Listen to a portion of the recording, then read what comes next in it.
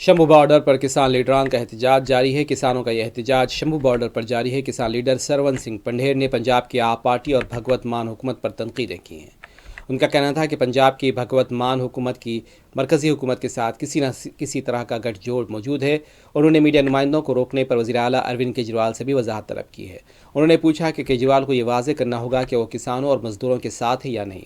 अगर पंजाब हुकूमत किसानों के साथ है तो फिर मीडिया नुमाइंदों को क्यों रोका जा रहा है। पहले हम सिर्फ मरकजी हुकूमत के खिलाफ थे, लेकिन अब हमें रियासत की पंजाब हुकूमत से भी निमटना होगा। हाँ, देखिए, हम कहते थे भी भगवंत मान सरकार केंद्र से मिली हुई है और जिस तरह से मीडिया को रोका जा रहा है ये बहुत निंदनीय है। मुख्यमंत्री साहब सामने आए, केजरीवाल साहब सामने आए और बताएं हमें कि आप मीडिया को क्यों रोक रहे हैं। आप केंद्र से मिले हुए हैं, आप बोलते हैं हम किसान मजदूर के साथ हैं। अगर आप लोग किसानों मजदूरों के साथ हैं तो मीडिया को क्यों रोका जा रहा है, क्यों मीडिया को आगे नहीं जाने दिया जा रहा।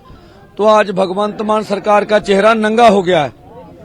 हम केंद्र के खिलाफ थे, अब पंजाब सरकार के खिलाफ। पहले पंजाब सरकार से निपटते हैं, फिर बात करेंगे। ऐसे में कैसे आप लोग आगे बढ़ेंगे? मीडिया को रोका जा रहा है। हाँ, कोई नहीं, ये मीडिया को रोककर जो मीडिया पूरे देश में तस्वीरें दिखा रहा केंद्र के जबर की, उसे पंजाब सरकार शटरिंग करना चाहती है, इसलिए वो रोक रहे हैं।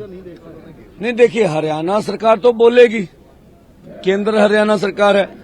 पंजाब सरकार को ऐसा नहीं करना चाहिए। हरियाणा सरकार ने तो बोलेगी, वो उनको पूरा देश का मीडिया उनके जबर को दिखा रहा है। अब पंजाब सरकार जो बोलती थी किसानों के साथ है, उनका चेहरा नंगा हो गया।